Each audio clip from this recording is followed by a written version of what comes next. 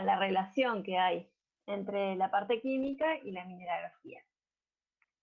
Bueno, ustedes ya saben qué es un átomo, que es la división átomo, significa que no se puede dividir, átomos, la división más pequeña de la materia, pero bueno, en ese momento se creía que era la unidad más pequeña, y ahora ya sabemos que está compuesto por protones, neutrones, electrones, y además todas las partículas subatómicas, que son más de 200, ¿no?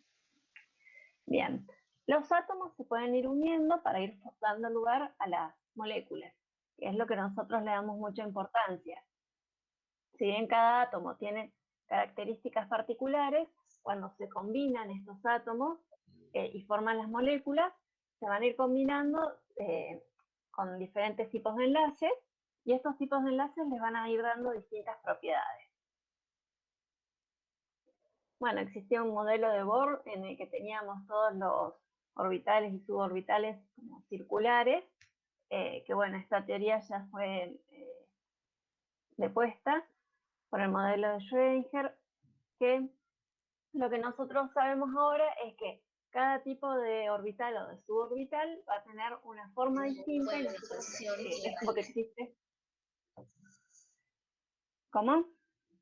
No, perdón, fui yo que se activó una cosa sin querer.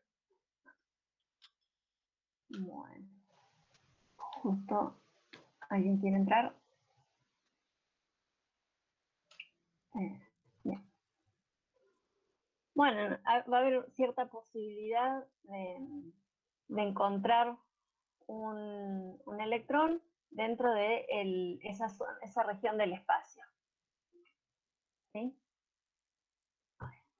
Tengo que estar entrando y saliendo.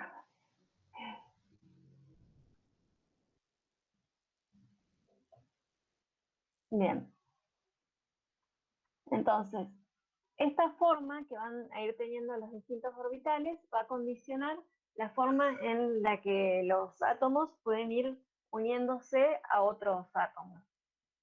¿Sí? Ahí tenemos el 2p en X, en Y y en Z. El 2p siempre tiene la misma forma, pero puede ubicarse en cualquiera de estos tres ejes. Y ahí tenemos también otras formas que son bastante distintas y que van a hacer que haya más acercamiento del electrón en una región que en otra. Entonces, dependiendo de esta forma que tienen estos orbitales atómicos, va a ser la forma que se van a ir enlazando un átomo a otro. Y esto nos va a dar como resultado que vamos a tener distintos números de coordinación. Acá tenemos, por ejemplo, el número de coordinación 3, que puede ser 3 en plano o 3 así inclinados como en forma de tetraedro. También existe la forma de coordinación tetraédrica número 4, que acá lo que tenemos es el átomo distinto en el medio. También puede ser un número de coordinación 4 en plano. Este en 5 tiene 1 arriba y 4 en plano. Este de acá tengo 1 arriba, 1 abajo y 3 en el plano. Estos 3 estarían a 120 grados entre sí. Y el número de coordinación 6, que tengo 1 arriba, 1 abajo y 4 en el plano.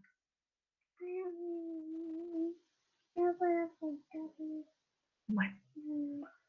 Profe, disculpe, no se olvide de Bien, grabar. el número de coordinación.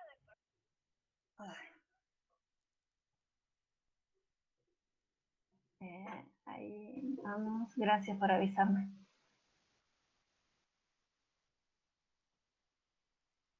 Muy bien. No sé por qué cuando uso Meet me olvido siempre de grabar. Bien. Acá cuando nosotros hablamos del número de coordinación 6, vemos que tiene esta forma octaédrica, ¿sí? Que tenemos 1 arriba, 1 abajo y 4 en el plano, que sería la combinación entre estos dos orbitales que tengo arriba, ¿sí? Y hay que tener cuidado por ahí de no confundir esta posición, este número de coordinación octaédrica con la forma octaedro que habíamos estado viendo en la unidad anterior, que en la unidad anterior nosotros siempre habíamos visto que teníamos estos tres ejes, el eje A, B y C, o A1, A2 y A3 porque sería del sistema cúbico, eran iguales. En cambio, ahora que estamos hablando de número de coordinación, está hablando de la posición con respecto a los ejes X y Z, que no necesariamente van a ser iguales estos tres ejes. Pueden ser tres ejes distintos. O por lo menos el eje vertical puede ser diferente. Bien, nosotros vamos a darle mucha importancia a lo que es el radio atómico y el radio iónico. El radio atómico es el radio que tiene el átomo si pudiéramos aislarlo completamente. En cambio, el radio iónico va a ser el radio que adquiere ese elemento, ese átomo, una vez que está unido. Y ese radio iónico va a ser distinto según el tipo de unión que nosotros tengamos. Una unión covalente es una unión de dos átomos que al compartir electrones es una unión que está mucho más cerrada, están más juntitos. Si yo tengo ese mismo átomo en una unión iónica, la separación va a ser mayor, y en una unión metálica ya ahí hablamos de un lío impresionante que vamos a más adelante. Pero el radio atómico va a ser un valor fijo y el radio iónico no, el radio iónico tiene que ver con la unión. Entonces, este radio, el radio atómico, va a ser desde el centro de un átomo hasta el borde, ¿sí? Y acá abajo vemos que ese radio puede achicarse en el caso de los cationes o agrandarse en el caso de los aniones. Y va a estar en función, como habíamos visto antes, de la coordinación y de ese número de oxidación.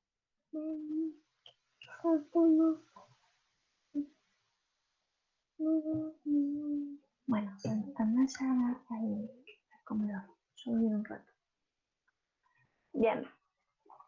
Este número de coordinación no va a ser un número de coordinación fijo para cada elemento, porque depende con qué se encuentre, cómo va a ir reaccionando. Entonces, por ejemplo, para el berilio tenemos desde el número de coordinación 3 hasta el número de coordinación 6. Y así para cada uno de los elementos, en función de con qué esté reaccionando, va a ser el número de coordinación que puede tener. Y este número de coordinación sí tiene que ver con el radio iónico. Un radio chiquito va a poder tener poquitos elementos alrededor. En cambio, un elemento que tenga un radio iónico más grande, y el radio iónico, si bien no es lo mismo, pero sí está relacionado con el radio atómico, un elemento más grande puede estar rodeado de mayor cantidad de átomos. Para poder entender o poder darnos una idea global de cómo se comporta cada uno de estos elementos, se los suele acomodar se los suele ir agrupando, ¿no es cierto? Nosotros conocemos una tabla periódica tradicional, pero a lo largo de la historia existieron muchas otras tablas periódicas, como esta que les muestro acá. Fíjense que en celeste están los gases nobles, y tiene un ordenamiento distinto, ¿sí? Este ordenamiento tiene mucho que ver con el valor de electromagnetismo, ¿sí? Y acá fíjense que tenemos bastante poquitos elementos. Esta es de 1960. Después de 1960 se descubrieron varios elementos más, entonces esta tabla tuvo que ir creciendo y transformarse en esto. Esta es de 1975. Acá los gases nobles quedaron en la parte inferior. Bien, es una forma distinta de acomodar los mismos elementos que nosotros por ahí estamos más acostumbrados a verlos con esta tabla, que es la tabla de Mendeleev, que se ha ido engrosando a medida que fueron descubriendo más elementos. Bien, entonces acá nosotros vamos a ver que el tamaño de los átomos aumenta en función de los grupos y disminuye en este sentido con los periodos, ¿sí? ¿Por qué pasa esta disminución? Si yo acá tengo un 2 y acá tengo un 1. Lo que sucede es que acá yo tengo menor atracción, digamos, desde el centro hacia los electrones que están afuera, los que están en el último orbital. En cambio, los que están en este sector es como que están un poco más comprimidos. Perdón, al revés. Acá hay mayor atracción, entonces son más chicos, y acá están como más esponjosos y son más grandes. Hay menos atracción de este lado. Por eso la variación del tamaño de los átomos no, no responde al número atómico. Bien, entonces nosotros tenemos junto con esto una electronegatividad, que la electronegatividad es la que va a hacer que se vayan uniendo estos elementos, y en función a los valores de electronegatividad nosotros nos vamos a dar cuenta si un enlace es iónico o covalente o metálico. Si nosotros tenemos que se unen dos elementos de electronegatividades altas, ¿sí?, puedo tener un enlace iónico, y si esos dos elementos que se unen, la diferencia de valor que hay entre ellos dos es menor al número 2, va a ser un enlace covalente, ¿sí? Entonces, por ejemplo, tengo en el diamante carbono-carbono. La diferencia va a ser 0 porque la electronegatividad es la misma. Entonces, ahí tengo un enlace covalente. Si yo tengo un cloruro de sodio, cloro 3, sodio 0,9. Acá la diferencia es una diferencia grande, de más de 2, es un enlace iónico puro, ¿sí? Y si yo tengo que se unen dos elementos que tienen una diferencia chica y que son valores chicos además, voy a tener el tipo de enlace metálico. Bien. Entonces, vamos a ir viendo los de a uno. El enlace iónico es una transferencia de electrones de un átomo a otro, en la que los dos adquieren la configuración de un gas inerte. ¿Qué mineral se les ocurre pensar con enlace iónico?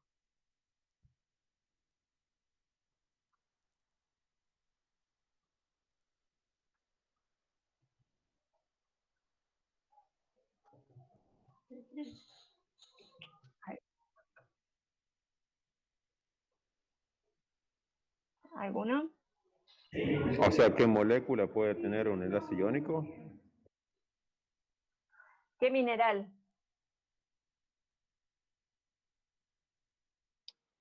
¿Cuarzo puede ser, profe? Silicio. Bueno. Lo vimos en geoquímica. Ese tiene enlace más bien covalente.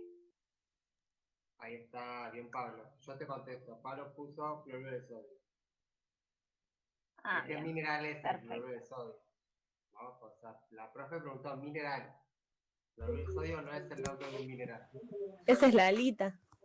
Alita. Bien, La alita, muy bien. Bien, ¿qué propiedades tiene la alita que dependan de este enlace iónico? Se disuelve rápidamente en el agua. Bien, es un mineral soluble. Por eso, por más que hay cristales muy bonitos, no vamos a poder hacer joyería de alita, porque si uno se olvida sacarse el anillo y entra a la ducha, se queda sin anillo. Bien, otra de las propiedades importantes del enlace iónico es que son malos conductores de la temperatura y malos conductores de la electricidad, pero cuando están en solución, ahí sí serían buenos conductores. Otra propiedad que tiene el enlace iónico es que es un enlace direccional. ¿Eso qué significa? Que tiene como vimos recién con los orbitales, tiene una dirección en la que el enlace está como más agarrado y otros espacios en los que el enlace es un poco más débil. Entonces, eso provoca que tengamos buen clivaje, ¿sí? Es probable que encontremos muchos clivajes cada vez que haya un enlace iónico. Bueno, ¿algún mineral de enlace covalente? Ahora ya la tienen regalada. Diamante. Diamante y el cuarzo que habían dicho hace un ratito también. Ah, sí, sí. Bien. También. Acá comparten electrones, de manera que los dos tienen la configuración de un gas inerte. Al compartir electrones, este enlace es mucho más cercano. Entonces, ¿qué va a pasar? ¿Se va a disolver fácil como el enlace iónico?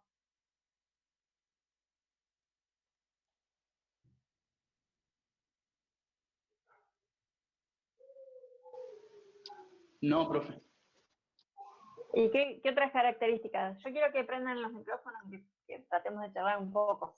¿Qué otras características se les ocurre que pueden encontrar en un enlace covalente? Poca solubilidad. Poca solubilidad. La Una unión de propiedad estos recontra dos, importante. la dureza puede ser en caso del diamante. Al estar muy unidos los enlaces de Eso. carbono, tiene una dureza mayor, digamos, a la de otros. Aisladores. Claro. Los También. covalentes no son los que se hacen entre no metales, por ejemplo, ¿no?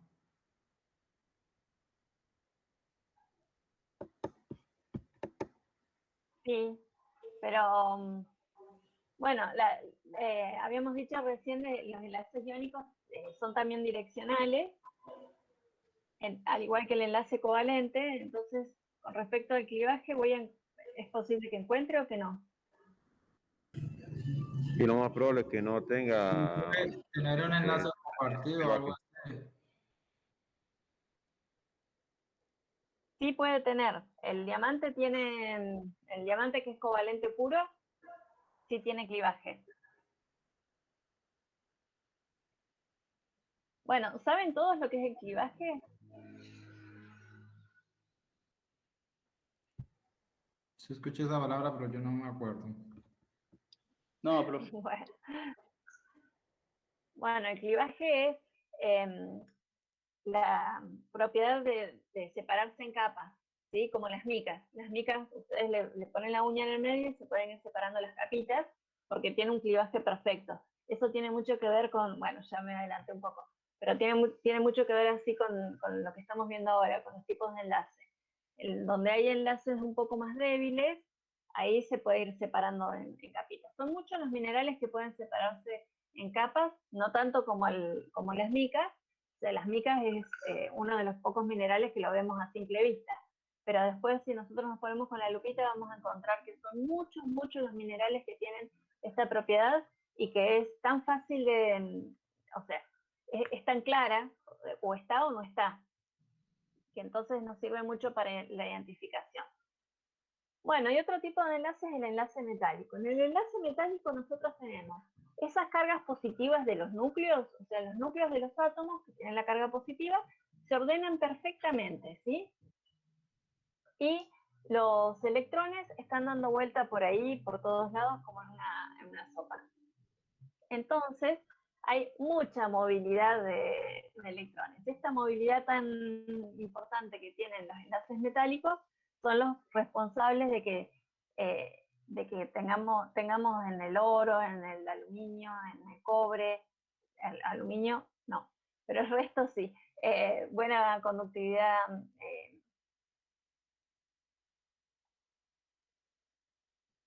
que sean buenos conductores eléctricos y buenos conductores de calor también. Uy, me perdí. Ahí. Bien. Esto...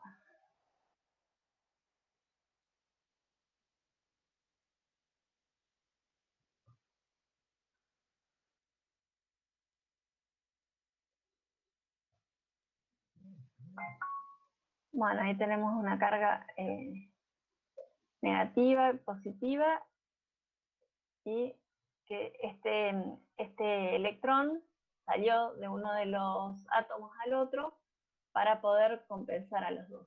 Ahí tenemos un elemento de electronegatividad baja y uno de electronegatividad alta. La diferencia es 3,1, por eso tenemos ahí el enlace iónico. Acá en el enlace covalente se acercan los dos para compartir los electrones.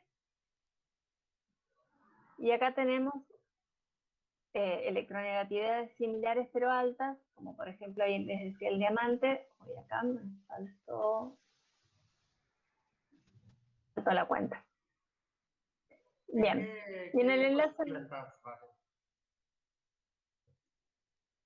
¿cómo en qué diapositiva? Pues yo estoy viendo la Sí, sí. 19.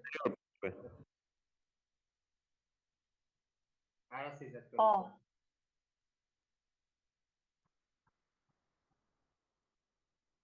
No, me parece que 19. todos nosotros, desde el enlace iónico en adelante, no se vio que cambiaste de diapositiva. Y lo puse que se amplíe así la diapositiva porque tenían animaciones. Y las animaciones no se ven entonces. No sé, Bueno. yo pero como justo en la 19 tenía todos los títulos, pensé que estabas hablando en base a los títulos, los que estabas cambiando de diapositiva. Bueno, no. Acá, bueno, les muestro el enlace iónico. Entonces, uno de los electrones salió de este átomo y se fue al otro para poder que los dos estén con las cargas compensadas. Y acá tenemos la diferencia entre uno y el otro en el fluoruro de sodio, que la diferencia me da 3,1. Es un número alto, por eso es un enlace iónico. Acá en el covalente se comparten los dos electrones. Tenemos el caso del diamante, que es 25 menos 25 va a ser 0. Y acá el enlace metálico, que es estas cargas positivas que yo les decía, están todas bien acomodaditas, y los electrones están desordenados, dando vuelta por todos lados. Entonces acá voy a tener dureza baja moderada, son maleables, dúctiles. Imagínense que si yo acá le pego un martillazo, esto es como que puede deslizar fácil una capita sobre la otra y puede deformarse sin romperse. Bueno, son buenos conductores térmicos y eléctricos y forman cristales con mucha simetría, con simetrías del sistema cúbico. Después tenemos los enlaces débiles, como el enlace de Van der Waals, que estaría presente en el azufre y en el grafito, y también el puente hidrógeno, que también es un enlace residual y que suele estar en las arcillas, en las micas. Bien, en el hielo tenemos este enlace que sería un enlace puente hidrógeno y enlace covalente. Están los dos tipos de enlace combinados. Acá se vería estos triangulitos que se ven. En realidad es como un ángulo. Dentro de ese ángulo yo tengo enlace covalente. Y entre uno y otro tengo el enlace puente hidrógeno. Bien. Entonces, nosotros viendo los orbitales híbridos, esos orbitales van a ir cambiando para un mismo elemento, se van a ir posicionando diferente en función a qué se están uniendo. Entonces acá tenemos, en estado basal vamos a tener una configuración que se modifican esas posiciones para dar lugar a la estructura del diamante, por ejemplo en el carbono. Acá la estructura del diamante, fíjense que tenemos esta forma tetraédrica. A partir de un carbono voy a tener dos uniones hacia arriba en un ángulo y perpendicular dos hacia abajo. Y acá, para formar la estructura del grafito, voy a tener un número de coordinación 5 con un carbono. Tengo tres uniones en el mismo plano. Estas uniones van a ser covalentes.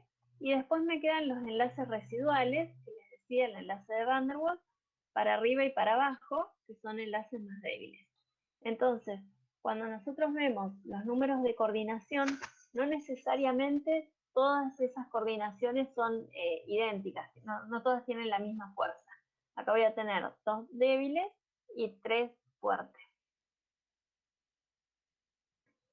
Ahí tenemos la estructura del grafito, acá estaría un grafito aislado, como serían esas posiciones, y acá en la unión de dónde va a estar la zona en la que comparten los electrones, ¿sí? Como en este plano nosotros tenemos enlace covalente, vamos a tener electrones compartidos.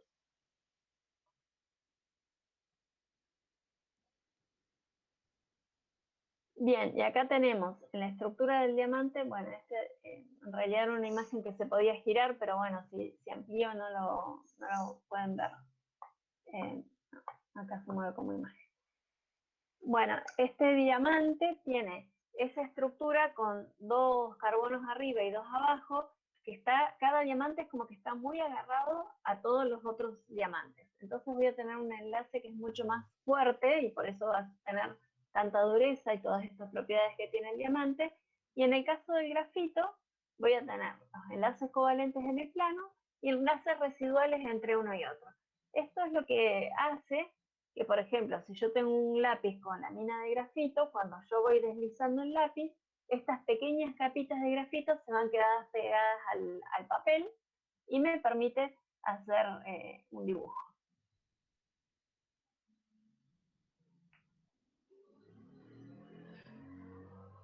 Bueno, y después tenemos los cristales moleculares, que los cristales moleculares es como que toda una molécula tiene un enlace débil con toda otra molécula.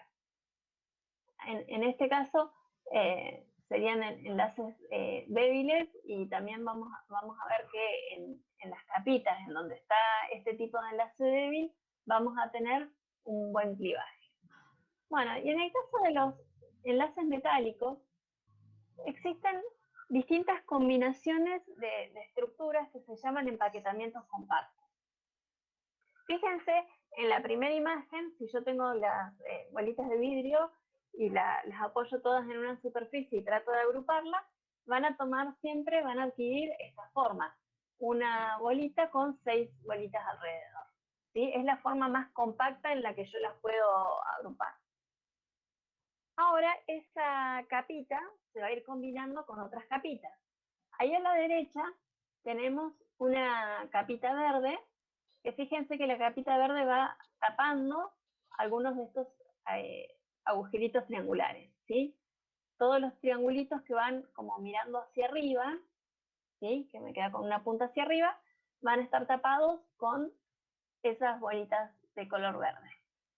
Y también tengo otros agujeritos que están triangulares que están como mirando hacia abajo. Esos agujeritos triangulares me están quedando huecos. Ahí. Bien, ¿qué pasa cuando viene la tercera capa? La tercera capa puede ser idéntica a la primera, volver a tener capitas como estas bolitas celestes, que me vuelven a tapar los mismos lugares, ¿sí? O puedo tener una capa que se ubique distinto y me esté tapando los agujeritos triangulares que tienen la punta para abajo, ¿sí? Entonces, son distintas formas de empaquetar esas bolitas y en las que voy a tener, en este caso van a ser las capas A, B, A, B, y en este otro vamos a tener capitas A, B, C, A, B, C. Imagínense que en cristales metálicos yo puedo estar hablando de cristales de oro, o sea, todos los átomos van a ser exactamente iguales. Entonces, a esta secuencia que voy a tener AB, se le llama empaquetamiento hexagonal compacto. Y a la secuencia que tengo ABC, le vamos a llamar empaquetamiento cúbico compacto. Bien, acá si nosotros nos imaginamos la torre de capitas, vamos a ver que podemos buscar dentro de esa forma una estructura que en el primer caso nos va a quedar una estructura hexagonal y acá nos va a quedar como un cubo centrado en el cuerpo, ¿sí? Nosotros vamos a poder imaginarnos que tenemos ese cubito que está centrado. Eso se los dejo para que ustedes vayan analizando con el tiempo, después van viendo las figuras y se van a poder ir imaginando esa situación. Bueno, para que nosotros podamos deducir un poco cómo son estos tipos de uniones, qué elementos van a poder estar rodeados de muchos átomos y cuáles van a poder estar rodeados de poquitos átomos, les había dicho al principio que tiene mucho que ver con el radio iónico. Entonces, vamos a ver que, por ejemplo, si yo tengo un radio iónico así de chiquitito como el de la primera imagen, el radio rosado, no va a poder estar rodeado de 4 elementos con un radio tan grande como este. ¿Por qué? Porque es como que ese átomo va a quedar bailando en esa estructura. Y tampoco va a poder suceder lo de la derecha, aunque es un poquito más razonable, pero acá es como que este átomo es demasiado grande y va a molestar en esa estructura. Entonces, hay siempre una relación que tiene que haber entre el radio iónico y el número de coordinación. Y acá estaría la relación. Para un radio iónico entre 1,55 y 0,225, el número de coordinación va a ser 3. Esta es la relación entre el radio y el catión, el radio del anión, ¿sí? La división que nosotros hacemos entre un radio y el otro es el que nos va a dar este valor. Para una tetraédrica tengo que estar entre estos valores. Para una de plano cuadrada 6,4 vamos a estar en estos valores, y mayor a 1 puedo llegar a tener un número de coordinación 12. ¿Sí? Entonces, siempre hay que tener en cuenta la relación entre el radio del anión y del catión. Entonces, vamos a tener números de coordinación que pueden ser lineal, número de coordinación 2, triangular, que puede ser este caso, la tetraédrica.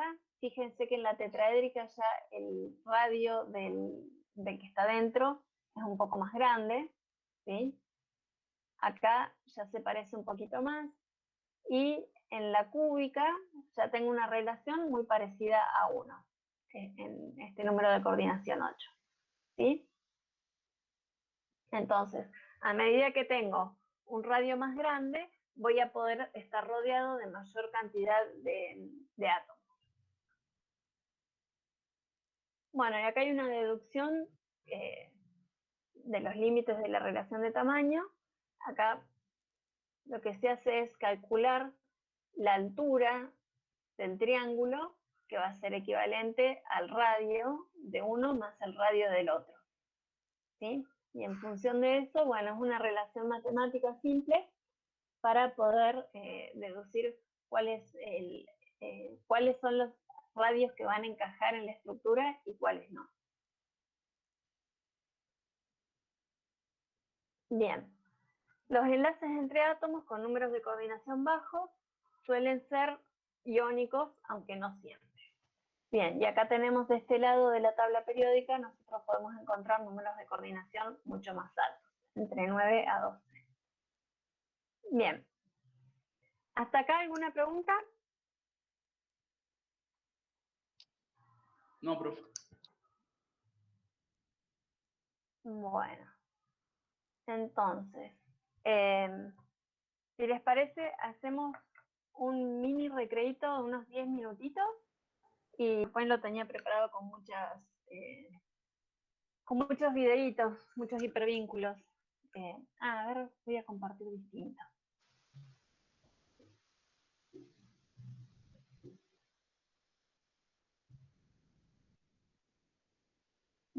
Espero que compartido así se vean los videitos. Bien.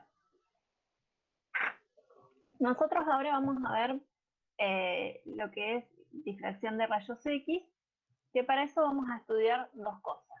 Por un lado vamos a estudiar lo que es la onda, porque nosotros lo que vamos a ver es la difracción de ondas, y por otro lado vamos a ver la difracción, que la difracción es un fenómeno físico que puede suceder con cualquier tipo de ondas y no necesariamente con la onda de luz. Puede suceder también con las ondas de sonido o con las olas del agua que se van formando. Entonces, por un lado, ¿qué es la luz? La luz es, si bien hay una teoría corpuscular que la define, nosotros nos vamos a guiar más por la teoría ondulatoria, que es la que explica este fenómeno. Dentro de la luz, nosotros vamos a tener una dirección de propagación, ¿sí? Y perpendicular a esta dirección de propagación vamos a tener las vibraciones, que son estas vibraciones que suben y bajan, ¿sí? Vamos a tener que existe un punto de reposo, que es este punto medio, y también hay crestas y valles. La distancia que hay entre la dirección de propagación y la cresta o el valle es la amplitud, Y otro valor importantísimo que nosotros vamos a tener en cuenta que es, desde que inicia este ciclo, pasa por un punto de reposo, baja y después vuelve, esta distancia le vamos a llamar longitud de onda.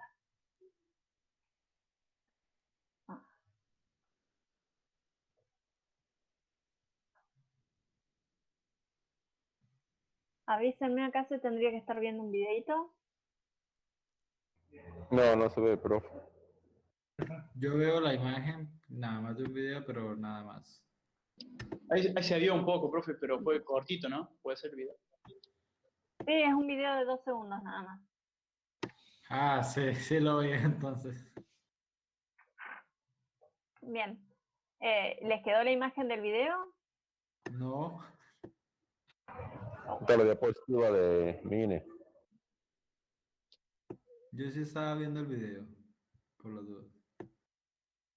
Ah, bueno.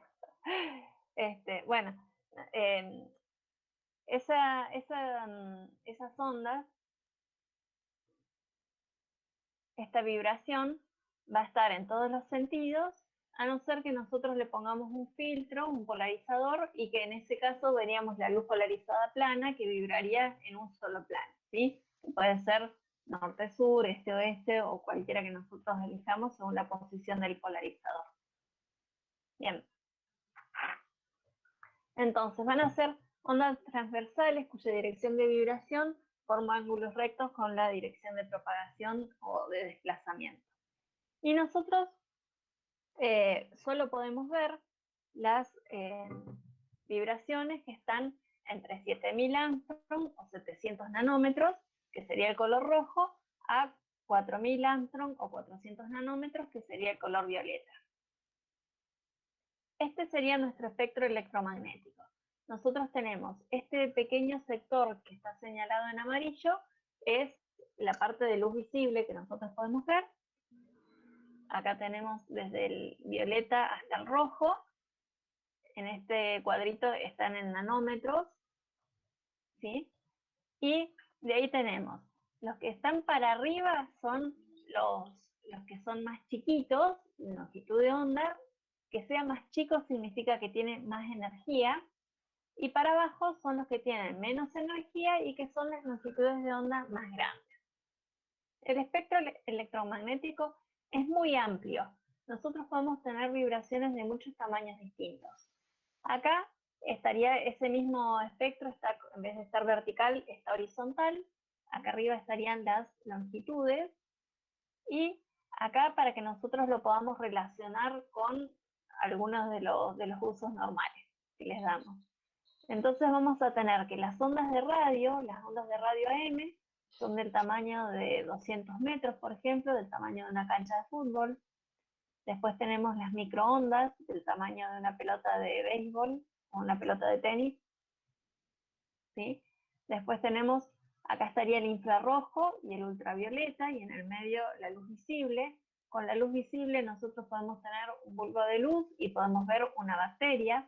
Fíjense que en los microscopios tradicionales, los microscopios biológicos, podemos llegar a ver una bacteria con mucho aumento, pero cuando nosotros queremos ver las formas de las moléculas, tenemos que estar interactuando con una longitud de onda que esté en este orden, ¿sí?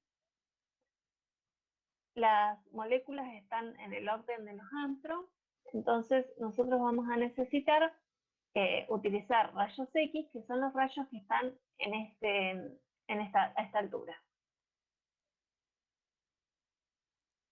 Bien, ¿cómo funciona una lámpara de rayos X? Nosotros lo que tenemos es una especie de frasco de vidrio que está al vacío. De un lado tenemos un filamento. Este filamento suele ser de tungsteno y lo único que hace es emitir electrones. Acá esto se conecta a alto voltaje, entonces salen esos electrones y esos electrones van a impactar contra una plaquita, que es el ánodo, que este ánodo puede ser de cualquier metal. Los más utilizados son el ánodo de cobre y el de molibdeno, ¿sí? Cuando golpean esta plaquita, se van a ir produciendo esos fotones de rayos X, que son los que los que nosotros vamos a utilizar. Voy a ponerle los videitos estos. Se van a ver así como el anterior, apenas unos segundos. Pero quiero que vean una cosa.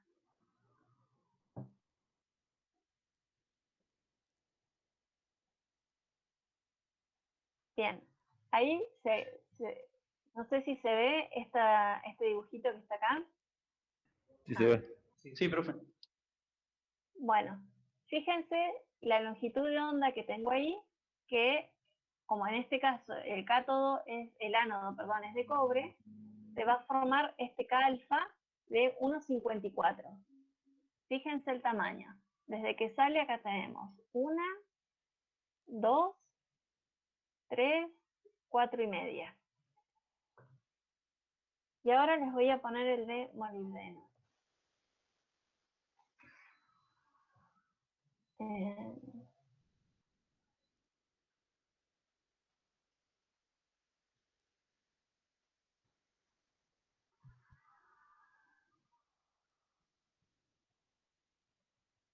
Ahí impacta y se van a producir. Fíjense que la longitud de onda es mucho más chica, ¿sí? Tengo, no sé, 1, 2, 3, 4, 5, 6, 7. 7 longitudes de onda en donde antes tenía 4,5. ¿Sí? Acá es de 0,71 angstrom. Entonces, ¿cuál va a ser la principal diferencia? Si uno habla de cobre o de molibdeno, sabemos que el cobre es un metal bastante más común, ¿no es cierto? Así es. Y el molibdeno me genera una longitud de onda un poco más chica. ¿Eso qué significa? Que el ánodo de molibdeno va a darme como resultado un haz de rayos X con mayor energía. Si yo tengo si yo quiero estudiar una molécula, un cristal de cloruro de sodio que solo tiene cloro y sodio, es una molécula muy simple, voy a poder utilizar la lámpara de cobre. En cambio, si yo estoy trabajando con proteínas, que las proteínas, vieron que tienen esas estructuras tipo rizoma, vienen roscaditas y que son muchos bloques enredados, en ese caso voy a necesitar un ánodo de molibdeno porque al tener mayor energía puede penetrar un poco más en esa estructura y me puede dar, puedo llegar a ver qué es lo que está pasando ahí adentro. En minerales, en general, que tenemos estructuras bastante simples, nosotros vamos a poder utilizar el ánodo de cobre. Entonces, cuando nosotros hagamos los ejercicios, después, mañana, vamos a trabajar principalmente con esta longitud de onda. Este valor lo vamos a tomar como fijo, la longitud de onda del cobre, que es 1,54 angstrom. Cuando se produce este haz de rayos X, cuando golpea, vamos a ver que se producen dos K alfa, ¿sí? El K alfa, perdón, vamos a tener el K alfa y el K beta por un lado. Con filtros nosotros logramos eliminar este K beta y nos quedamos únicamente con el K alfa. A su vez el K alfa existe K alfa 1 y K alfa 2, que son unas diferencias de valores muy chiquititas, entonces no le vamos a dar mucha importancia y lo vamos a dejar. Pero en algunos difractogramas sí se alcanza a ver. ¿Qué es esto de K alfa 1 y K alfa 2? Eso tiene que ver con la naturaleza de los rayos X. ¿Cómo se va a formar este haz de rayos X? Nosotros vimos que tenemos un filamento de tungsteno del que se liberan electrones y esos electrones van a ir a golpear en el ánodo. Cuando este electrón golpea el ánodo, vamos a ver que desplaza algunos electrones. Desplaza un electrón y cuando ese electrón es desplazado, inmediatamente es reemplazado por un electrón de un orbital superior. Entonces, al momento que se produce ese reemplazo, es cuando se va a producir el fotón. Y dependiendo de qué tan lejos es el electrón que viene a reemplazar al que se fue, va a ser ese K alfa o K beta que yo les decía.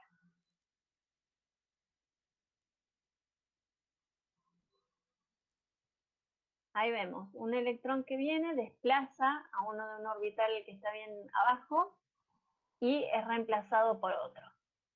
Ahí, en ese momento en el que es reemplazado, es cuando se produce el haz de rayos X.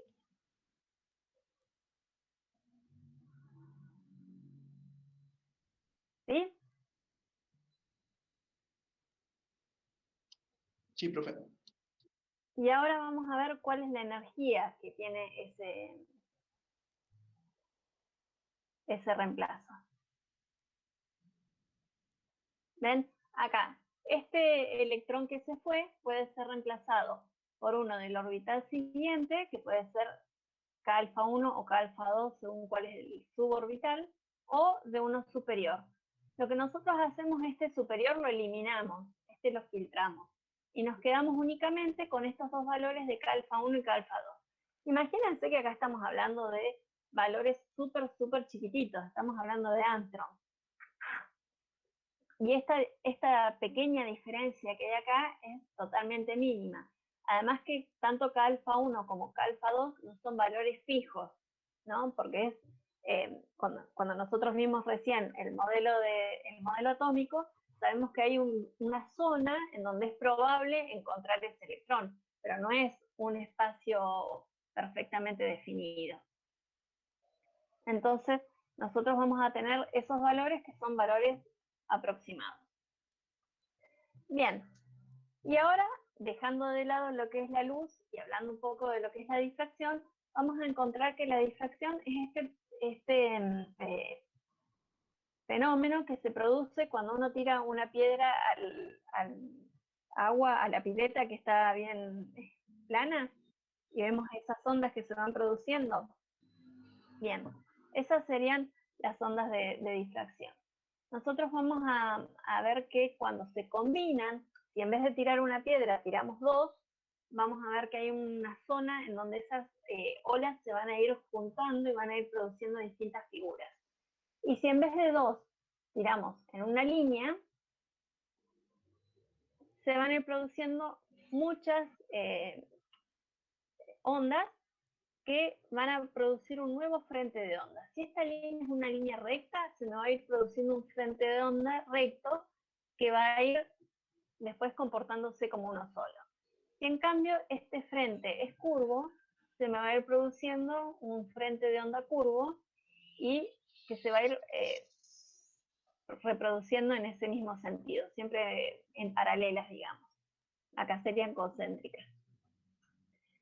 Y además, si nosotros tenemos acá una pequeña rendija y producimos ondas de este lado, vamos a ver que estas ondas que se producen van a tener mucha más intensidad justo acá en el frente que a medida que me voy a los costados. ¿Sí? Cuando yo me voy a los costados, esta onda la veo como un poquito más difusa. Bien, entonces, cuando nosotros tenemos un solo átomo, si pudiéramos aislar un átomo, nos produciría esto. Cada uno de estos círculos concéntricos que vemos acá es un espacio en donde se van a ir cumpliendo un número entero de longitudes de onda. ¿Ven? Acá hace para arriba, para abajo y llega al punto de reposo. Para arriba, para abajo, llega al punto de reposo. Entonces, acá va a ser en donde se juntan 2 longitudes de onda, acá 3 longitudes de onda, 4, 5, 6. Cada vez que tengo un número entero de longitudes de onda, se va a ir produciendo una onda de estas concéntricas. Si yo en vez de un átomo tengo 2,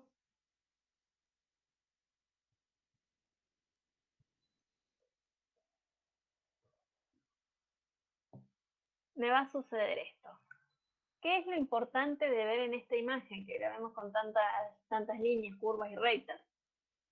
Que acá, donde yo tengo los dos puntitos rojos, que serían los átomos originales, voy a tener un frente de onda, ¿sí?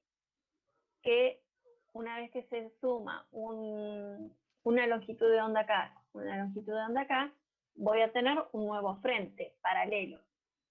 Acá voy a tener otro frente paralelo.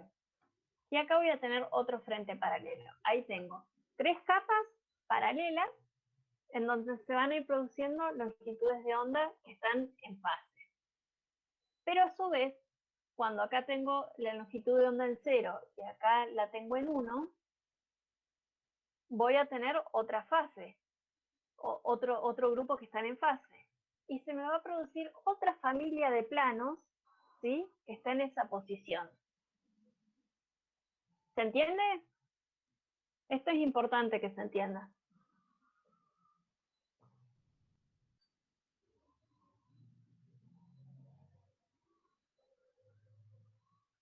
Y acá nosotros estamos simplificando mucho con un átomo o 2 átomos. ¿Qué pasa cuando tenemos una línea de átomos? Con una línea de átomos va a pasar exactamente lo mismo, ¿sí? Ahí yo tengo una línea horizontal de átomos que cada cierta cantidad de espacio que va a ser equivalente a la longitud de onda, se me va a producir una familia de planos paralelas. A su vez tengo una familia que está inclinadita ahí con el número 1, que pasa desde el 0 de 1 al 1 del siguiente. Y ahí voy a tener una familia de planos. En el número 2 tengo otra inclinación. Voy a tener otra familia de planos paralela en ese sentido. Y ahí nosotros estamos hablando de una línea. Imagínense lo que va a pasar esto, no les voy a poner videos porque se va a hacer mucho lío, pero imagínense esto en una estructura cristalina.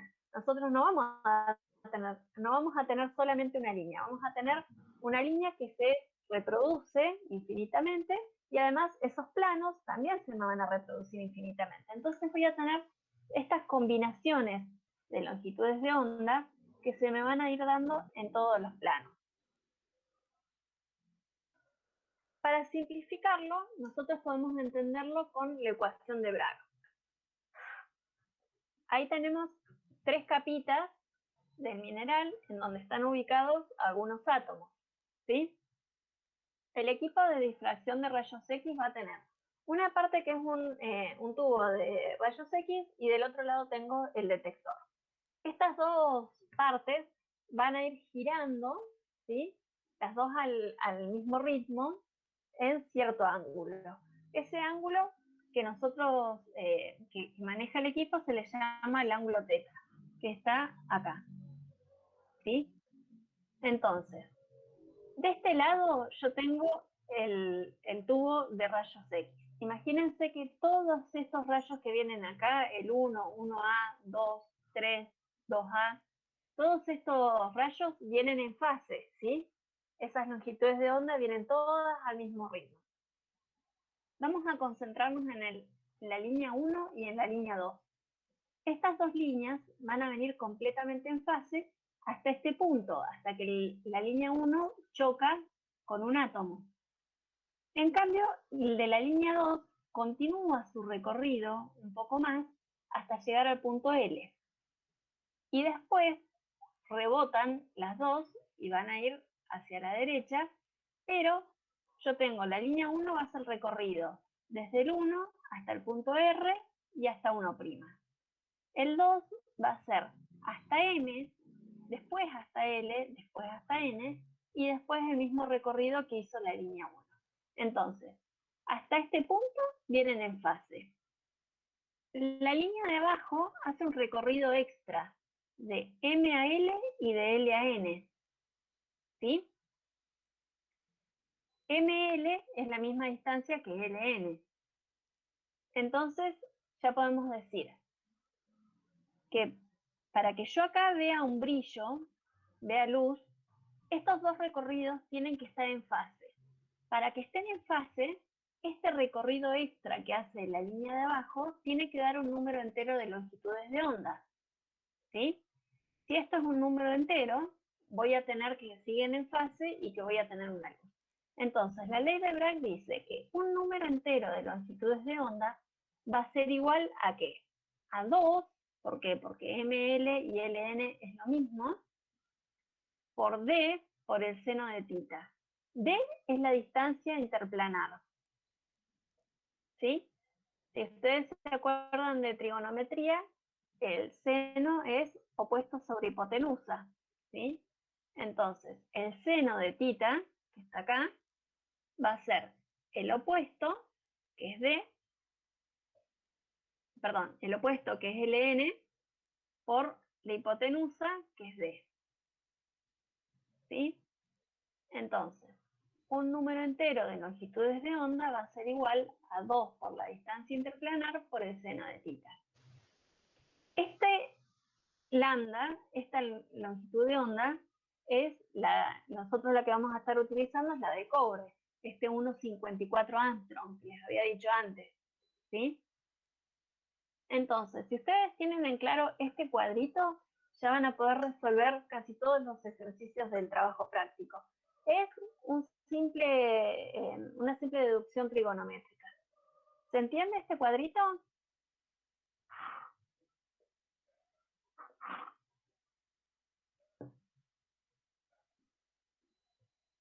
Si tienen alguna duda, traten de preguntar ahora porque es importante resolver y tener bien en claro esto.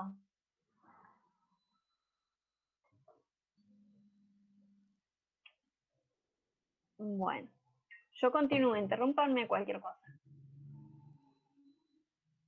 Bien, acá yo tengo en un cristal de alita que esta línea, fíjense, acá viene el haz de rayos X con su longitud de onda, en este punto rebota, y acá viene otra línea que rebota en este lugar. En este punto yo tengo, mi tita es de 13,71 grados. Para 13,71 grados se cumple que tengo media longitud de onda acá y media longitud de onda acá. Entonces, este rebote hace que a partir de este espacio y hasta que llegue al detector, vengan estas líneas en fase, ¿sí? Tengo media longitud de onda y media longitud de onda, me da una N1, un entero, ¿sí? Entonces, para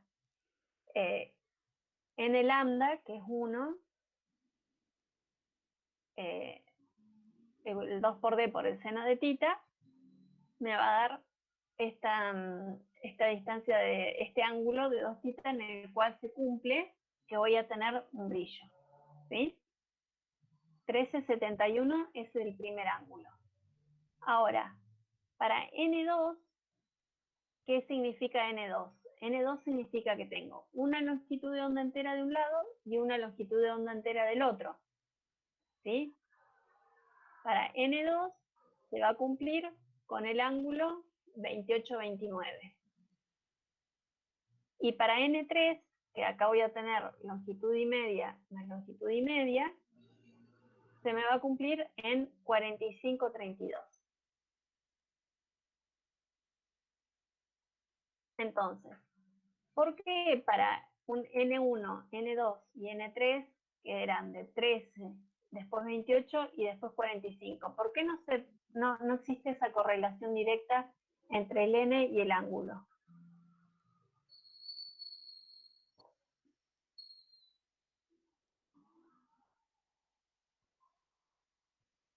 ¿Se dan cuenta que les estoy preguntando? Si en N1 tengo 13 grados, ¿por qué en N2 no es el doble, sino que es un poquito más? Y en N3 no es el triple.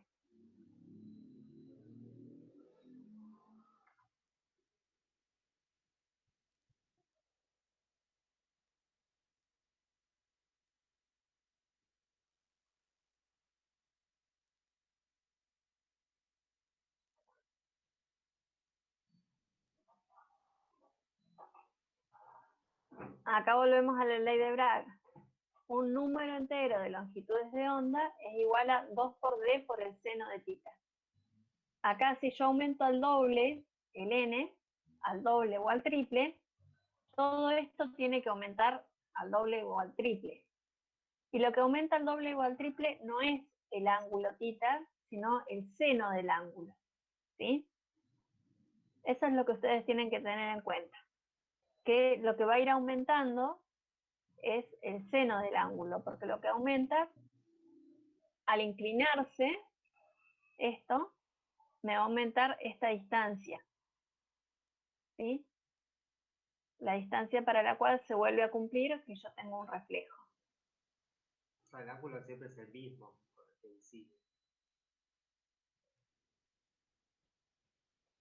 No, para que se me cumplan las distintas proyecciones, no. Ah, cambia, en realidad cambia el ángulo. Acá serían los distintos picos. Claro. Yo voy a tener un pico para N1, un pico para N2 y un pico para N3.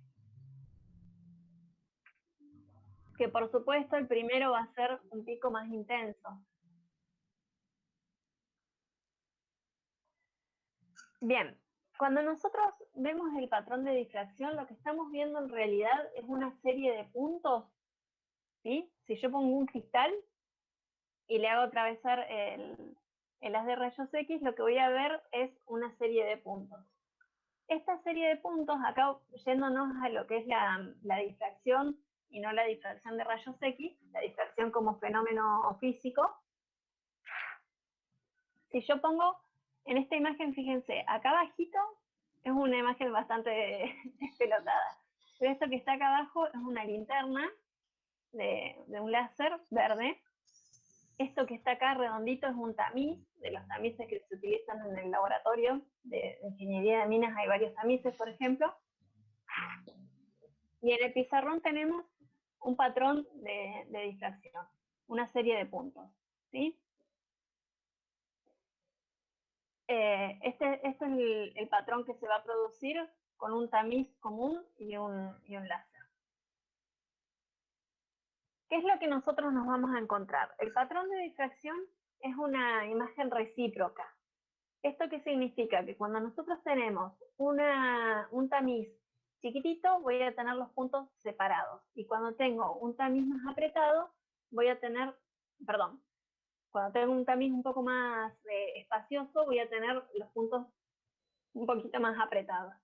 Ahí tenemos un tamiz malla 100 y cómo se vería el patrón de difracción con un láser rojo. Y acá con un tamiz 300, que la malla está un poquito más apretada, vamos a ver que los puntos van a estar un poquito más espaciados, ¿sí? Por eso decimos que es una red recíproca. A su vez, lo que está en horizontal lo vamos a ver en vertical y lo que está en vertical lo vamos a ver en horizontal. Acá si yo tengo un tamiz que ha sido deformado, ha sido distorsionado, así como estirado en un sentido, las líneas horizontales yo las voy a ver verticales, ¿sí? A 90 grados. Y estas líneas que están inclinadas hacia la derecha, en una pendiente positiva, las voy a ver, el patrón de difracción lo voy a ver con una serie de puntos en una pendiente negativa. ¿Sí? Y acá, ¿qué es lo que se ha hecho? Con el mismo tamiz, dos tipos de láser. Uno rojo, que tiene 632 nanómetros, y uno verde, que tiene 532 nanómetros. El rojo, que tiene un número más grande, sí se va a ver, esos puntos los voy a ver un poco más espaciados. Y en el verde los voy a ver un poco más juntos. Porque acá lo que estoy modificando es la longitud de onda, ¿sí?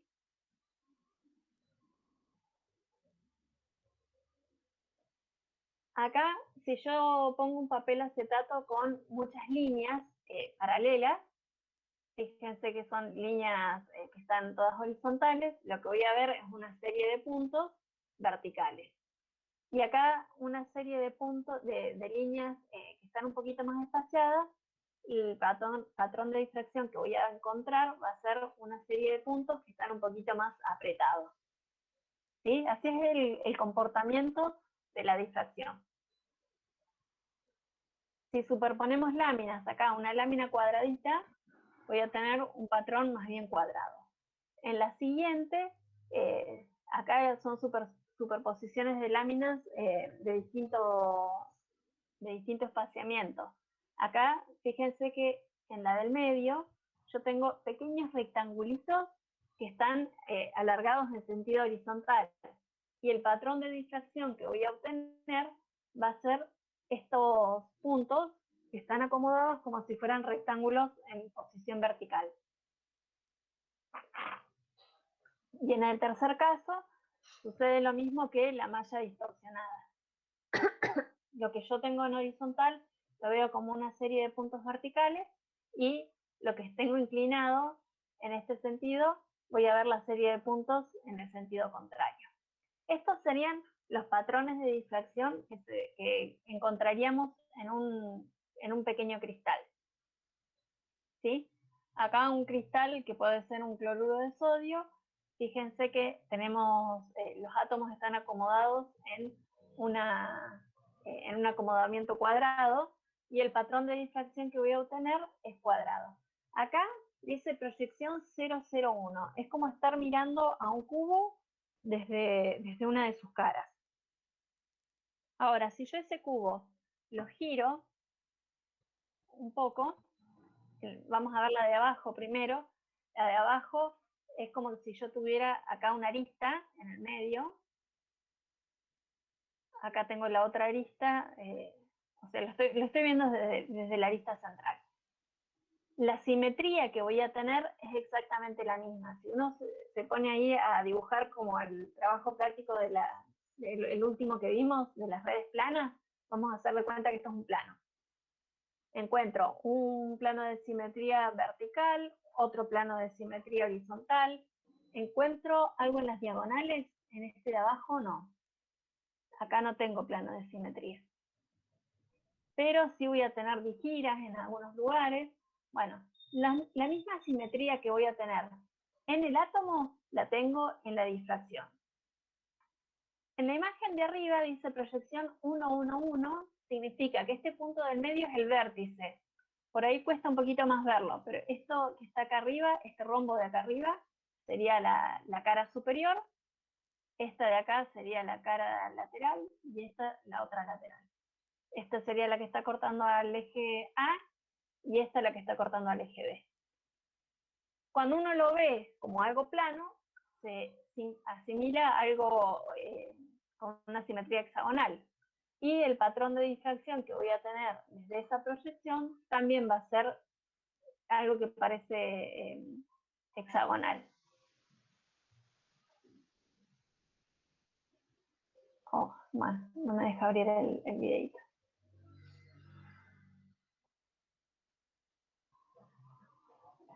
Bien, ahora, los equipos actuales lo que hacen es una especie de conteo de la cantidad de puntos. Si nos vamos acá, fíjense que el punto central es como que tiene una mancha un poco más grande que el resto. Y acá también sucede lo mismo, el punto central es más grande, estos puntos de acá son más importantes que estos otros, y a medida que me voy alejando tengo puntos un poco más difusos. En los equipos actuales se hace un conteo de intensidad. Entonces acá tengo un punto con poca intensidad, en este ángulo se logró tener más intensidad, más conteo de puntos, acá un intermedio, y así sucesivamente. Este dibujo, en la parte de abajo dice 1 sobre D, reciprocal Armstrong. Esto significa que este valor sería la distancia en Armstrong, la distancia recíproca. Los equipos que trabajan el área geológica, en la parte de abajo se pone el 2θ, el ángulo, que en realidad es lo mismo, porque si uno después hace la conversión, se va a encontrar que es la distancia. Pero en la parte de abajo vamos a tener el ángulo, el 2θ. Y en la parte superior solamente vemos la intensidad. No vamos a ver los puntos como en las imágenes que les estaba mostrando antes.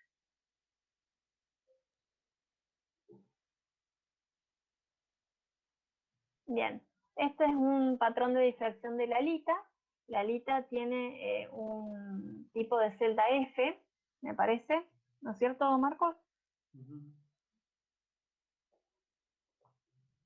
Entonces, en el F teníamos una multiplicidad importante, ¿se acuerdan? F significaba centrado en las caras. teníamos, por un lado, en los vértices era el tipo de celda P, que esa sería la primitiva, tiene una multiplicidad de 1. En el F ya voy a tener 2 nodos compartidos en cada cara. Y eso me daba medio y medio, 1, medio y medio, 2, medio y medio, 3, más los de los vértices en una multiplicidad de 4. No tengo mucha posibilidad de que los haces de luz atraviesen esa celda. Entonces voy a tener poquitas líneas. ¿Vieron? Acá se ven 4, 5, una chiquitita. Solamente 5 líneas. Es un patrón de difracción muy limpio.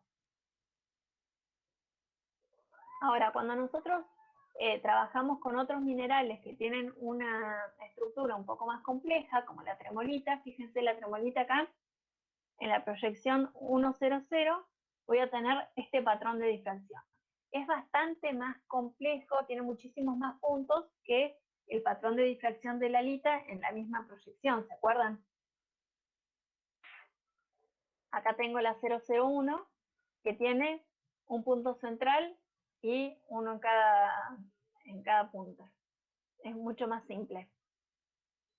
Acá tengo una simetría más compleja y el patrón de difracción también va a ser más complejo.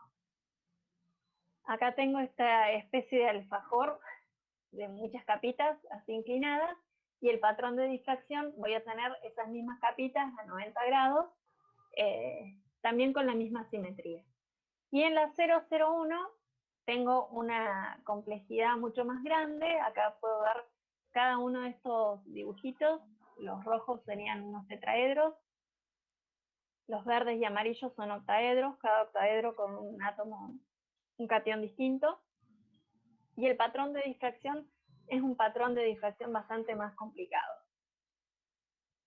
Lo que nosotros vamos a ver en el equipo. ¿Cómo? El de arriba que observa un activo, la proyección de 010. Es todo de tremolita. Ah, tremolita. Ah, pero el otro se ve Sí. de otra proyección. La tremolita en la proyección 100,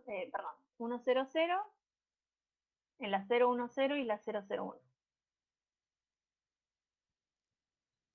Bien, y el patrón de difracción que voy a tener, fíjense que tiene muchísimas más líneas. Además, la tremolita tiene un tipo de celda P. El tipo de celda P, acuérdense que es el que tiene únicamente nodos en los vértices. Entonces, la parte central es hueca. Ahí voy a tener rayos que pueden atravesar la estructura desde cualquier lugar. ¿Sí? Eso va a hacer que sea tan compleja y que tenga tantos picos para analizar. Bien, esta fórmula me va a decir cuáles son todas las líneas que puedo llegar a tener, ¿sí? Y cuál es la relación entre la distancia interplanar de las dimensiones de celda y los índices de Miller del plano. Nosotros acá vamos a tener, abajito, fíjense, tenemos HKL y ABC.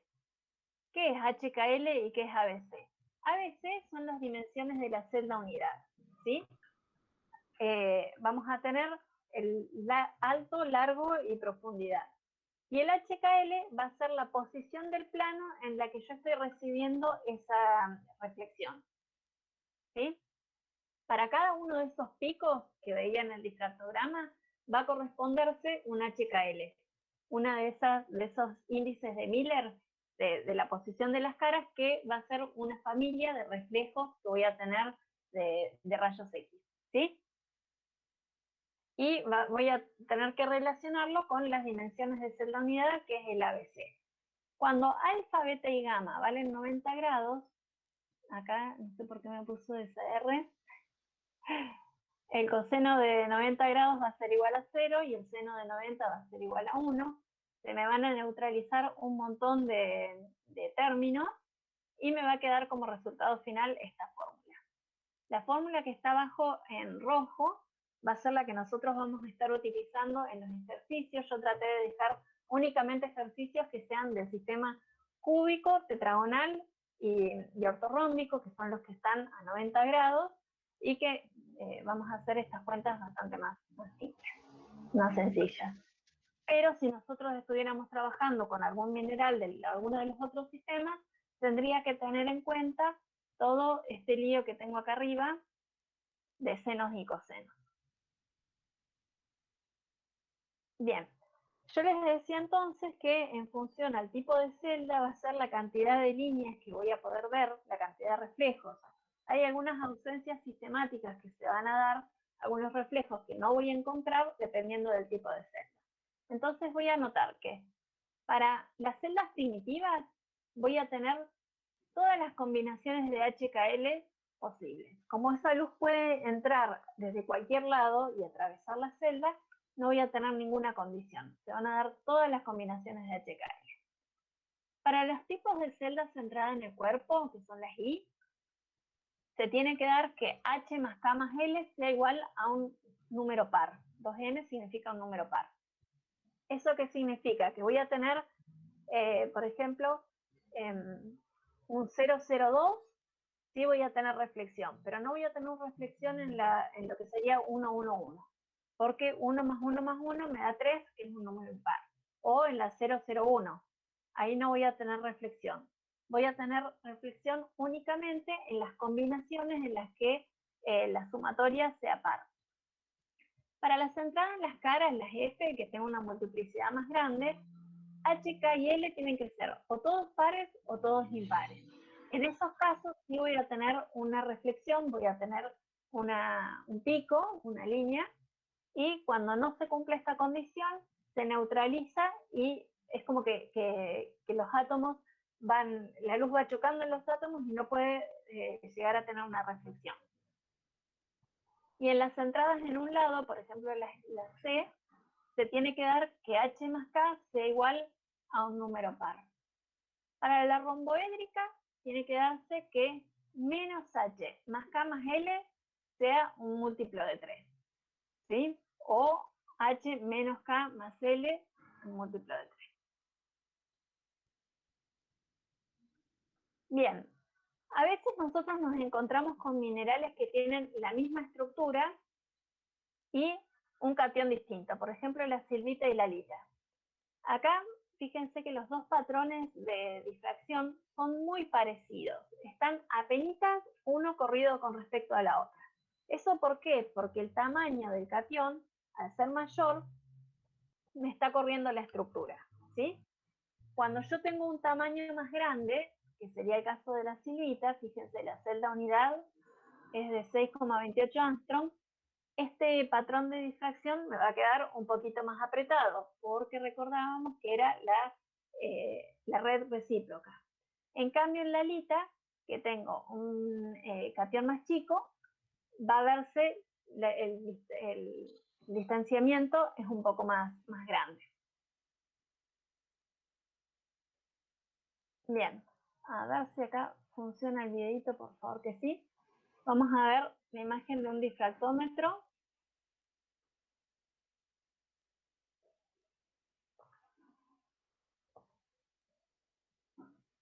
Bien, acá fíjense que las dos partes se iban moviendo a la misma vez, tanto el haz de rayos X como el detector.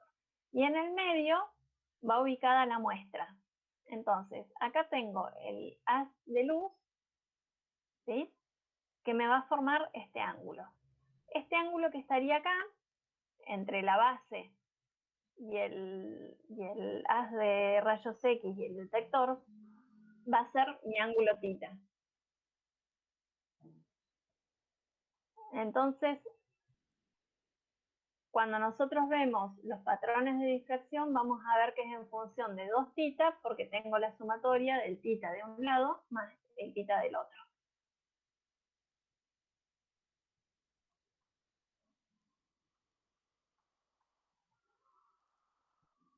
Bien, ese es el portaobjetos de las muestras. Nosotros trabajamos mucho con hay distintas geometrías del equipo. Se puede trabajar con un cristal y se puede trabajar también con polvo. Nosotros lo que hacemos más es utilizar el polvo. ¿Por qué? Porque en la práctica uno va a un yacimiento, retira un poco de muestra, lo muele y lo pasa por el difractómetro para poder saber qué es lo que tengo. Entonces se pone en este portaobjeto, que puede ser el portaobjeto metálico que está ranurado para poder posicionarlo, o se puede utilizar también un portaobjetos de vidrio. Se coloca ahí arriba el polvo de muestra, se la mezcla con algún elemento que sea pegajoso para poder pegarlo ahí en el portaobjetos, y siempre hay que tratar de no acomodarla con una espátula, porque en ese caso nosotros estaríamos poniendo todas las partículas en la misma posición. Lo que necesitamos en realidad es que estén despelotadas, que estén cada una mirando para un lugar distinto, para que en ese pequeño barrido que hace la máquina podamos ver todas las reflexiones posibles. Bien, y los difractogramas van a tener distinta geometría dependiendo del tipo de celda. Acá tengo una celda centrada en las caras, que es el tipo de celda F. El tipo de celda F tiene una multiplicidad muy grande, de 4, entonces vamos a tener poquitos picos. En la centrada en el cuerpo ya tengo una multiplicidad de 2, entonces ven que acá tengo muchas más reflexiones. Y en la primitiva, que tengo una multiplicidad de 1, es una celda vacía, hueca, entonces acá se pueden ver mayor cantidad de picos. ¿Sí? Bien, acá tendríamos el difractómetro de rayos X. Este tiene, este creo que es para cristales. Acá se pone el cristal, acá el... Ah, bueno. A ver, espera un segundito.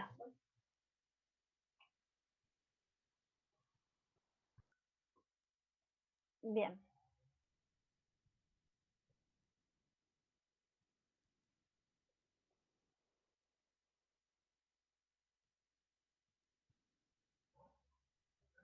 Bueno, acá se ubica la muestra, tengo el detector y el tubo de rayos X, y se va generando la imagen. Este es un difractómetro de cristal, entonces podemos ir viendo los puntos. En cambio, en el difractómetro de polvo, que es el que más van a utilizar ustedes, se ven directamente esos difractogramas que parecen como electro, con todas las liñitas. Bien. Acá en los difractogramas nosotros vamos a notar que hay algunos elementos, por ejemplo el cuarzo. El cuarzo tiene reflejos muy importantes, tiene mucho brillo. Entonces, si yo tengo poquita proporción de cuarzo, voy a ver un pico muy alto, que a veces da la sensación de que tengo más cantidad, pero eso no es real. Fíjense que acá este difractograma que está arriba y abajo es el mismo, es para una combinación, para un suelo, para una combinación de minerales. Y lo que tengo acá, el equipo es como que va comparando las fichas de cada uno de los minerales y vamos pudiendo hacer la sumatoria de qué es lo que tenemos ahí. Y aparece primero, en primer lugar, este mineral que está en celeste, al que le corresponde este pico que está acá a unos 12 grados y este otro pico que está acá a unos 25 grados o 24. Y en segundo lugar, la brucita, que es el que tiene el pico más alto. ¿Sí? ¿Cómo podemos saber más o menos la proporción de cada uno de estos minerales? Hay un tipo de fórmula que se hace que hay que incluir varios parámetros, pero principalmente más importante es el área de cada uno de los picos. Si ustedes se fijan, el área de este pico que está a los 12 grados es un área bastante más grande porque es un pico ancho. En cambio, este que está acá es un pico, si bien es más alto, pero es más finito. Entonces tiene un área menor. A partir de ahí podemos deducir que el crisotilo es más abundante en esta muestra que la brucita.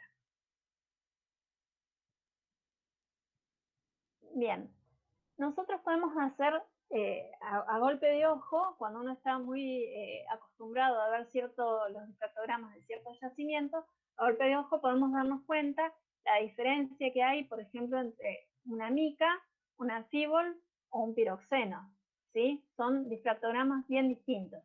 Cuando uno acostumbra a trabajar con el mismo yacimiento, ya se da cuenta enseguida de cuál es cuál. Pero las diferencias que hay entre un mismo grupo, por ejemplo, acá son los 3 piroxenos, la augita, el dióxido y la esteatita, son difractogramas muy parecidos. En este caso, ya se puede hacer otro tipo de estudios como un efecto de dispersión de energía o hacer un análisis fino de lo que está sucediendo ahí. Bueno.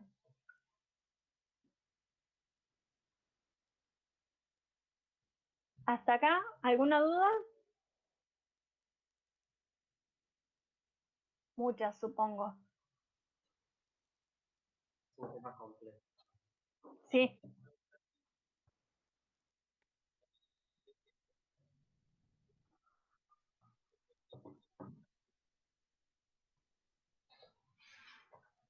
Bien, ¿vieron la imagen esta que yo les había puesto de... vuelvo a presentar.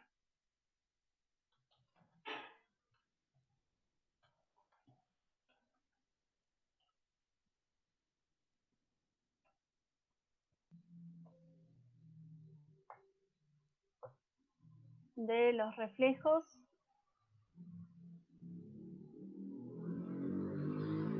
Acá. Vieron que acá yo tengo el haz de rayos X que tiene que rebotar en la muestra y el detector va a recibir los reflejos, ¿sí? Si yo tengo todos los minerales puestos así en paralelo, solamente voy a encontrar esta familia de planos. Si yo tengo todos los minerales dispuestos al azar, todas las partículas de cada uno de los minerales dispuestas al azar, es como que en un pequeño barrido voy a poder encontrarme todas las reflexiones posibles. ¿Sí? Si yo tengo un libro puesto apoyado sobre la mesa, solo voy a poder ver esta familia de planos. Pero en los minerales no tengo una sola familia de planos. Tengo una familia de planos que viene así, una que viene así, otra que viene en otra posición. ¿Sí? Para poder encontrar todos los reflejos posibles en ese pequeño barrido, es que yo trato de que estén desordenadas.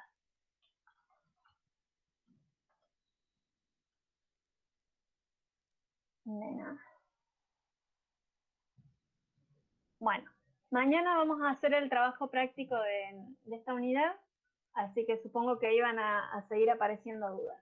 Si quieren ir leyendo, yo ahora les voy a pasar el capítulo del libro, que no me acuerdo si es el capítulo 8, en el libro aparece como capítulo 8, me parece, o 7.